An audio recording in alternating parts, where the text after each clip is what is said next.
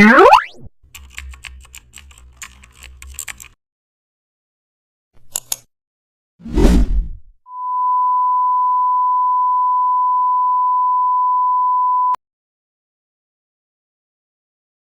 back to the channel. Don't forget to like, share and subscribe for more updates.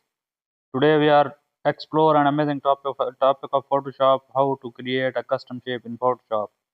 Open a new document in Photoshop and select the pen tool from the toolbar. Click and drag to create a path and use the convert pen tool to adjust the shape as needed. To create a custom shape, go to the paths panel and click on the mark work path from the selections button. This will convert your path into a work path which can use to create a custom shape.